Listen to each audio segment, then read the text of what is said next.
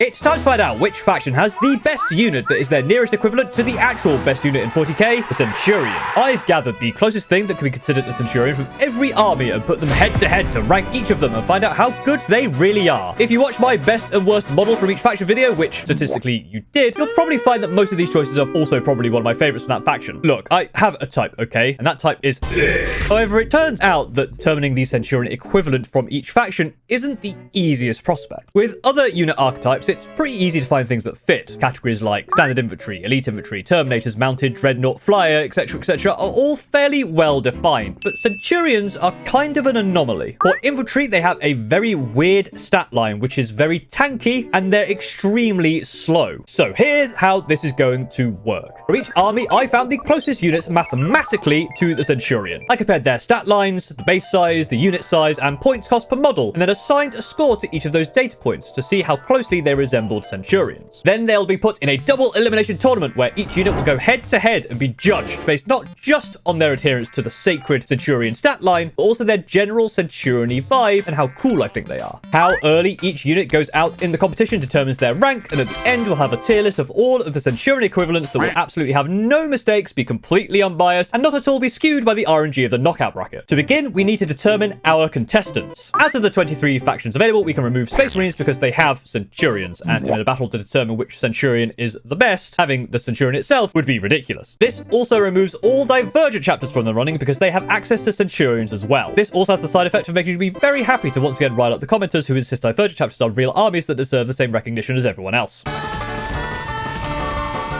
Next, I think it's fair to say that we can remove both Imperial and Chaos Knights. Sorry, Knight players, I think your factions are cool. I like big stompy robots, but the closest thing you have to a Centurion is either an Armiger or a War Dog. And no, those aren't Centurion equivalents. They aren't really any infantry equivalent. If you wanted to be included in these kind of rankings, you shouldn't have played an army that only has vehicles, okay? That's on you. We're also going to remove Imperial Agents because it's not a real faction. This leaves us with the remaining 19 factions, which is kind of an annoying number to do a double elimination bracket with. Realistically, we want to get that down to 16 so it's nice and even. So after doing the calculations across the remaining units, I found the 3 least Centurion-like, and we'll get rid of those as well. Genestealer cults, I love the Aberrants, but unfortunately they are just not Centurion enough. They are the only unit that got a D rating for their Centurion Likeness Index Total. They're the only one on a 32 mil base, which makes them far too small. They don't come in the standard elite infantry unit sizes of 3 or 6, instead coming in 5s or 10s. And they aren't really that tanky with a 5-up save. I do hope that one day you do get a Centurion equivalent. It'd be awesome, like a unit of Ogre and Aberrants with mining drills and lasers for fists, but for right now, the Ascension is just gonna have to wait for another day. Drukhari,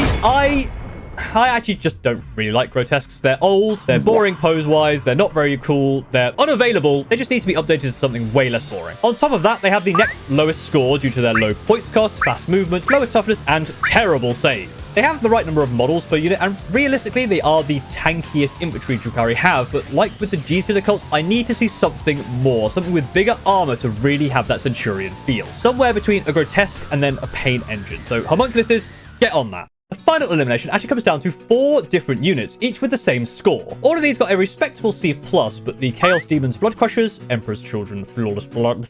That's really difficult to say. Emperor's Children's Fall... Am I crazy? Is this just really hard to say? Emperor's Children's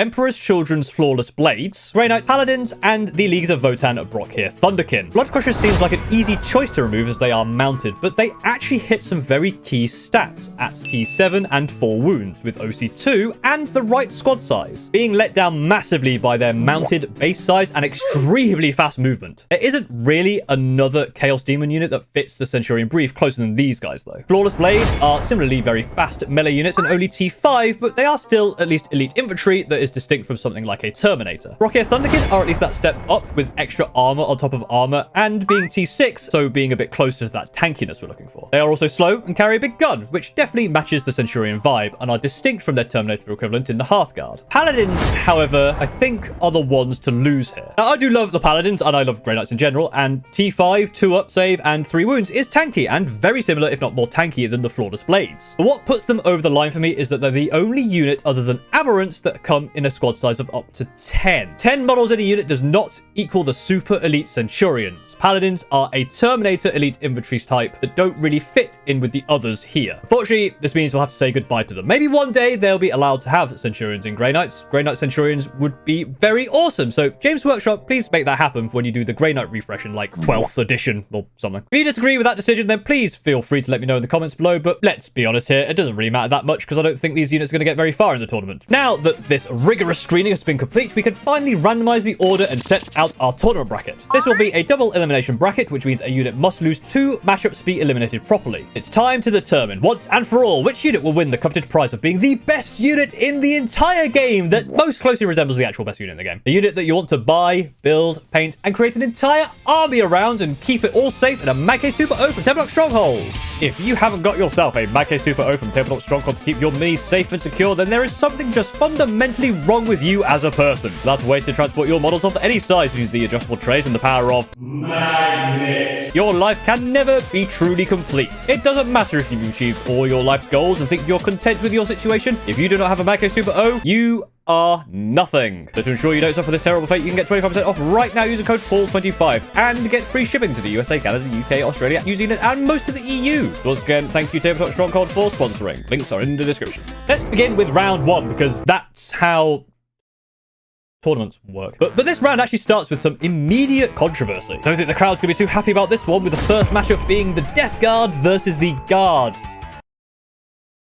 Grey Knights didn't even get a chance with their Terminator equivalent, yet the Death Guard get a unit that literally has the word Terminator in it, and they get to go up against a representative from the army that Paul likes the least? I'm calling bullshit. Okay, look, with the latest Death Guard Codex, Death Shroud and Blightlords both went up in toughness to match the Centurion's mighty T7. But the Blightlords are the Terminator equivalent here, as they can have up to 10 in a unit. Death Shrouds can be taken in 3 or 6, just like the Centurions, and are in fact one of the favorites in this tournament purely on the stats. There is only one other unit in the entire game that matches the incredible 4.44 score on the Centurion Likeness Index, with their T7, 4 wounds, 2 up save, and roughly costing the same as the Centurion per model. They are distinct enough from their Blightlord counterparts to be considered a different kind of elite infantry. Terminators generally get a lot of weapon options, which can be seen in both Grey Knight Paladins and Blightlord Terminators. Centurions and other elite-style infantry sometimes get a couple of choices, but not nearly as many, and that more closely matches the specialized nature of these elite-style infantry choices. On the other side of the matchup, we have the Bullgryn. Now, it might be tempting to think that just because this is the representative of my least favorite faction, that it'd be an easy win for the Death Guard and that the Bullgryn have no hope in hell in this tournament.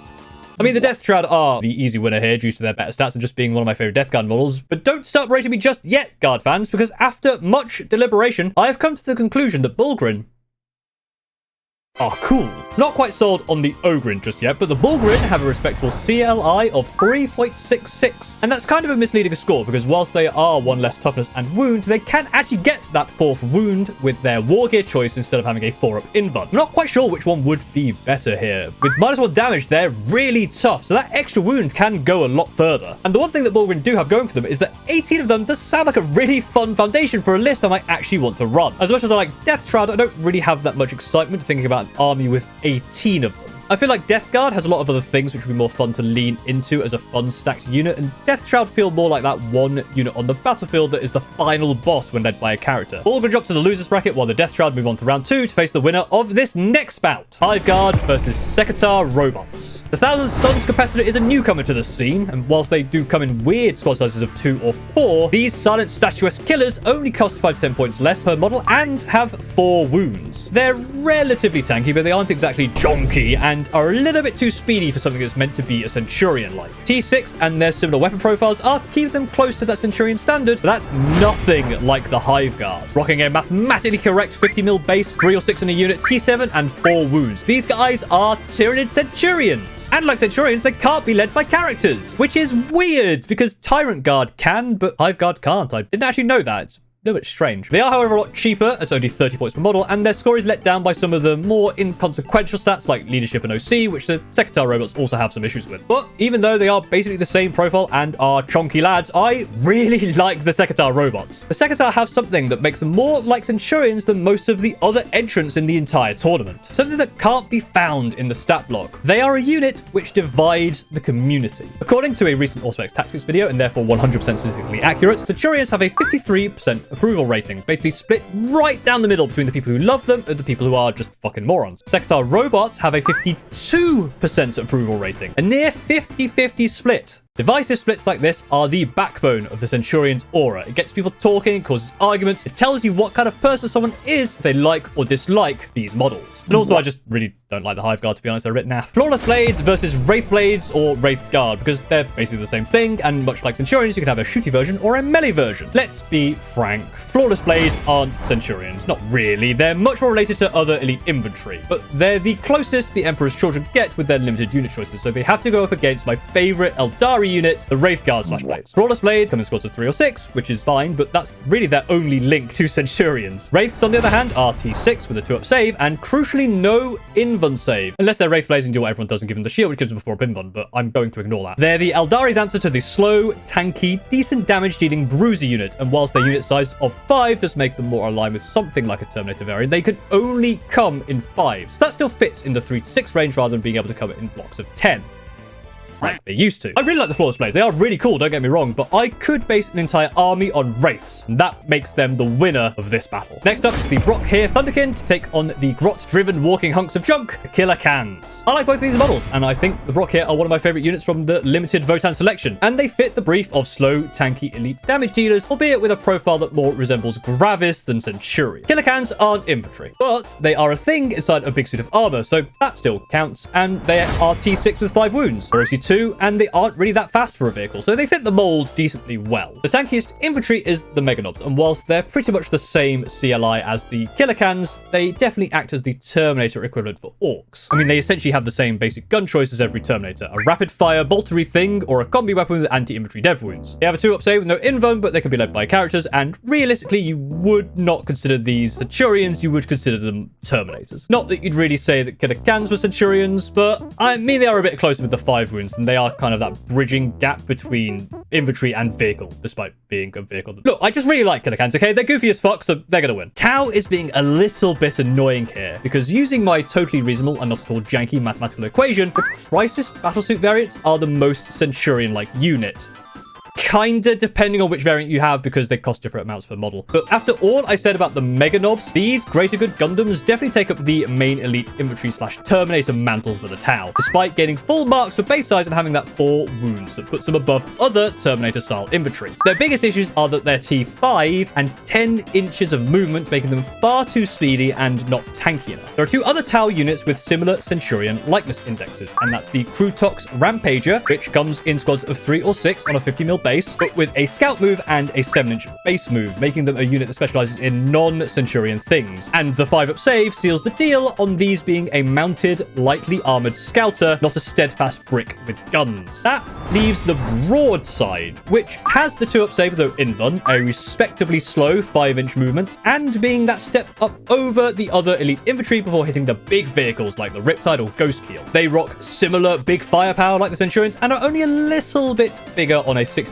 base, but they are a whopping 90 points per model, or 120 points if you want to take a 3rd model in the unit. And they have 8 wounds, which is double the Centurion, and it's hard to say that these are really a Centurion equivalent. But out of the 3, the Broadside is the more Centurion-like unit for the Tau, as it's the next level up from Terminator / elite infantry before hitting Dreadnought size. And to be honest, it's inconsequential which one steps up to the plate for Tau, because they're against Wardeaters Exalted Eightbound. Exalted Eightbound actually have the same CLI as the Tau entrant, but that's mostly based on the unit side, cost per model, and leadership, which somehow hold the same weight as things like wounds and toughness, because I didn't really think the same through. But they are the bigger, tankier elite infantry over the Terminators Wardeaters players have access to, whilst they sit in a corner huffing industrial amounts of copium, waiting for GW to make red butchers. Exalted Eightbound have 10 inches of movement. That is too fast, and without seeing a 4th wound or an extra toughness to get closer to that Centurion ideal, they just don't have the vibe. I like them, but I love Broadsides and their massive railgun, so they'll take the win. I mean, technically, World Eaters have access to a T7 forward unit in the Bloodcrushers, but I needed something for Chaos Demons, and it's the same issue anyway with being too fast and also being mounted, but there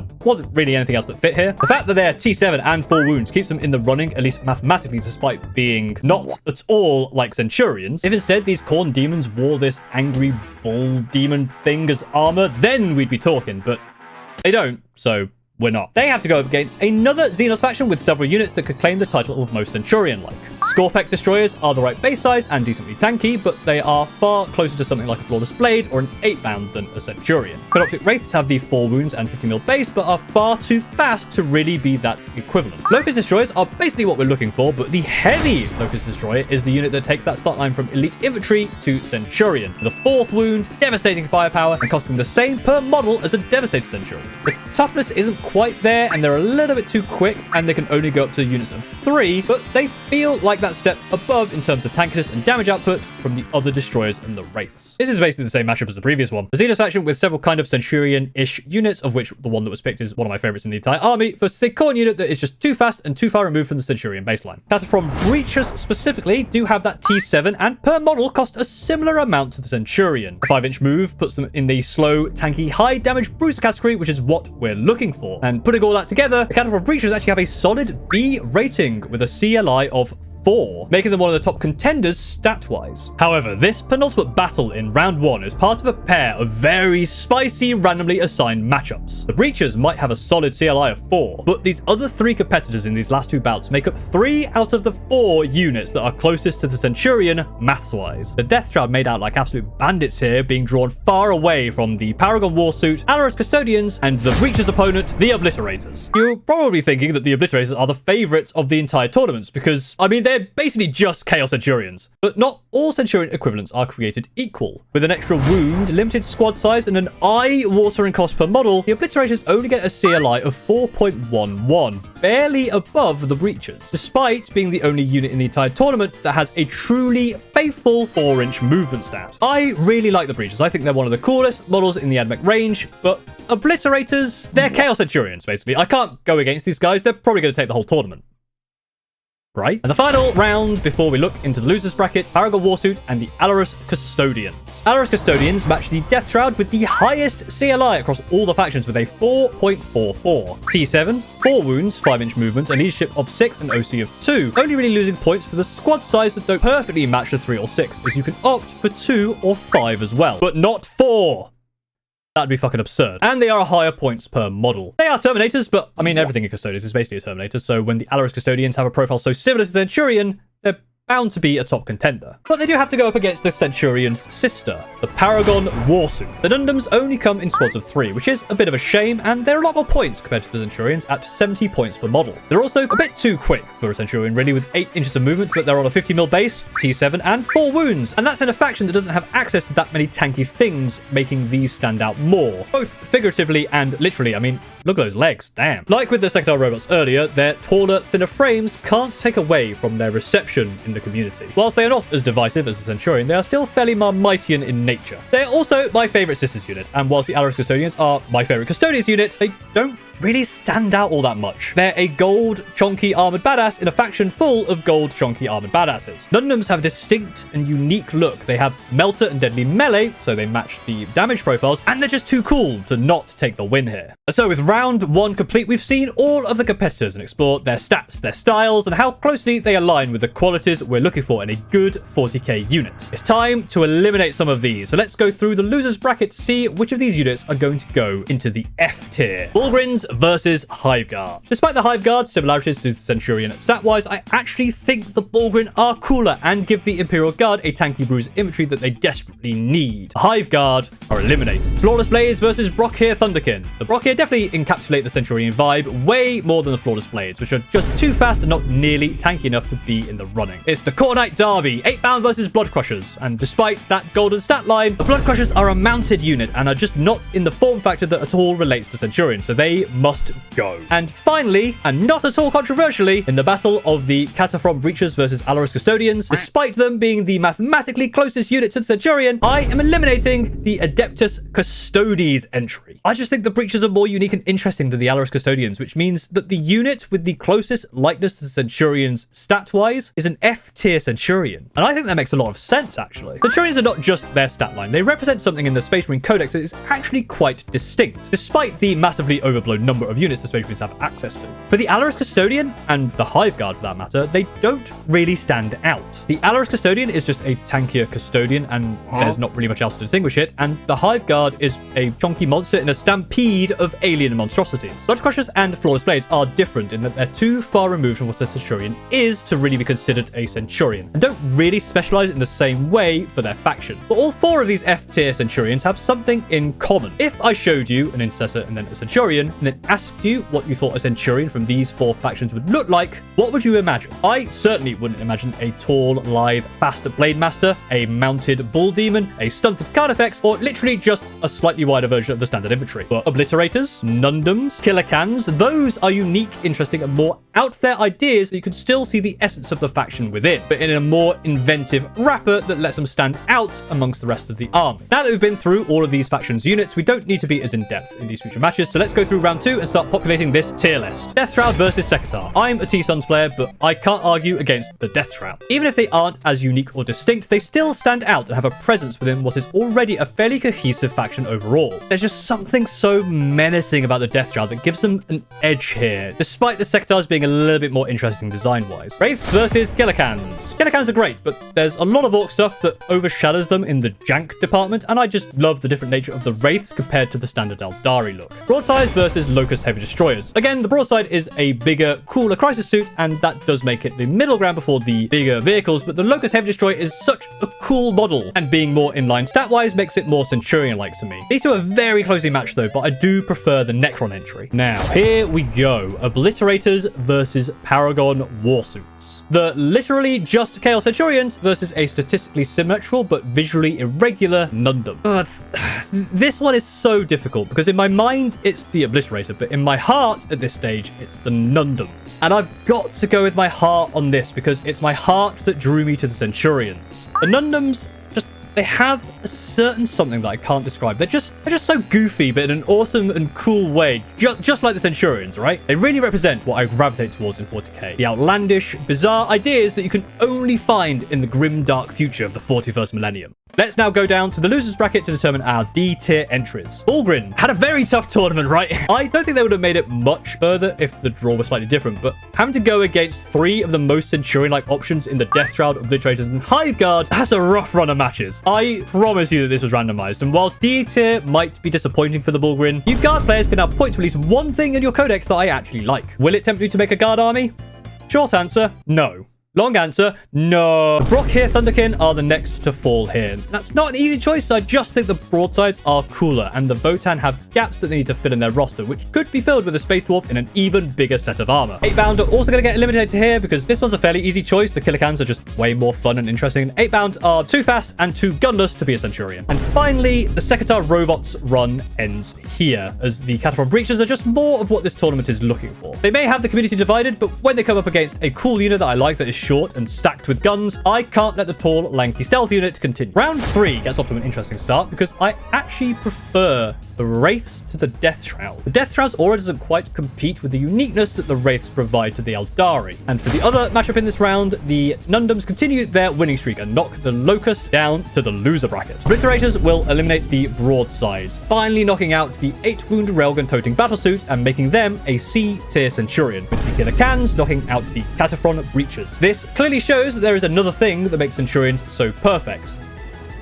Legs. Round 4 and the Wraiths finally take a loss here because I just cannot help but love the Nundums, and they're a far better representation of what I'm after. It doesn't look like anything's going to stop them now, does it? The Death Shroud take back-to-back losses as I take the Obliterators over them. I can't see anything that I prefer in the Death Shroud that the Obliterator doesn't do better, making the Death Shroud our first E-tier Centurion. And joining them will be the Killer Cans. The Lokhust Heavy Destroyer is it's just awesome, man. The weapon and the rules are just really cool, and I have an idea for a list that revolves around the Destroyer cult. Killer Cans are fun, of course, but they're not my favorite Orc thing. So who goes on to match up against the Nundums? Well, looking at the final 3 units, the Obliterators are better than the Lokhust Heavy Destroyers and the Wraiths, putting both of those into the A tier, because I simply cannot think of a way that the Obliterators aren't the better Centurion equivalent, or aren't my favorite for the 3.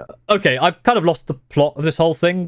What were we arguing about? The problem we have here is there really aren't that many Centurion equivalents that make sense, because even if we look at the stats, there's just something about Centurions that I don't think is really encapsulated by many other units in many of the factions. Centurions are just that little bit extra, and that's what makes a Centurion. I think we could see that from the tier list. Allarus Custodians feel like they'd be a higher tier Centurion because they're a good unit within the context of Custodians. But this isn't about how good they are on the table. It's also about how Centurion-like they feel. And Allarus Custodians aren't that much extra compared to other units in the army, even with their identical stat lines. Bullgryns are the rough and rowdy melee powerhouses of the Imperial Guard, but they aren't exactly one step away from a vehicle in terms of power. There is space that can be filled in the faction with something that goes even further beyond. That's the same with Exalted Eightbound or Flawless Blades. They're a step above the Terminator Elite, but there is something you can imagine before you hit the true powerhouse units like Hellbrutes or Demon Princes. The A tier of Lokhust, Heavy Destroyers, and Wraiths feels wrong, though. They don't feel like they're above Death Shroud or Killer Cans, and in fact, the more I look at it, the more I think Wraithgun and Wraithblades, despite being some of my favorite units in the entire game, don't belong in this tier list at all. In an army of such diverse units, the normal paradigm of elite infantry doesn't apply well to the Eldari, making the Wraith stand out as that bruiser unit, but it almost feels like there's a missing piece of the puzzle. Unit size being only 5 does point it towards being more of a Terminator equivalent, but they still feel a little bit more than just chunkier Eldari. They do have that something a little bit extra, so I think for now they can stay on the list. I think there's something that fits between the standard Eldari and Wraiths, and something that will fit between Wraiths and the stuff like Warwalkers or Wraithlords. So what of the top tier? The answer to the question of this video. What is the best non-Centurion Centurion? I followed my heart in round 2, and the Paragon Warsuits beat the Obliterators, so surely the rematch is the same result. However, now that I've gone through this process, I can't help but still feel that the Nundams can't be the best. They check all the boxes. The step between infantry and vehicle, they have the stat line, the weapon profile, the same targets you'd aim Centurions at, but exploring this has made me realize that you can make something more Centurion-like, not just a divisive T7 unit with a 2-up save and 4 wounds. Just imagine an actual sister Centurion. That'd be amazing, right? Pipe organ missiles on the back, fists of faith, holy drill cannons. The stats simply cannot hide the fact that these are a walker unit, but the Obliterator. Sure, you can only take 6 of them, they cost over 50% more than a Centurion, and they have an extra wound, but these are Chaos Centurions. This is what a Centurion that has been yeeted into the warp and cooked for a little bit too long would come out looking like. And they're also so goddamn cool. So with the Lokhust, Heavy Destroyers, and Wraiths dropping to B tier, I'll put Nundams into the A tier, but just above that, at the top of A tier, goes the best unit in the game that most closely resembles the actual best unit in the game, Obliterators. And the next tier is Centurions, because obviously, of course it is. You wanted to have the best unit that was most like a Centurion, you can't do better than the original Centurion. All this video has actually made me want to do is make custom Centurion units for every single faction. So look forward to that video at some point in the future that I now regret saying that I'll do. That was a mistake. That's going to be a lot of effort. I don't have time for this shit. But if you do want to see that video, please let me know down below. And as always, thank you very much for watching. If you really enjoy this video, then go ahead and like, comment, subscribe, all that good YouTube stuff. And if you really enjoy this video, you can become a member or patron like all of these names scrolling on the screen. I know most people don't really stick around this long in the video because the video is over, right? But if you did watch all the way to the end and you got this very secret message, then well done you. You shouldn't tell anyone else about this, but you're my favorite viewer. All those other viewers are dickheads, am I right? I hope you're doing well and have a great rest of your day. Not like those other viewers. I hope they fucking rot.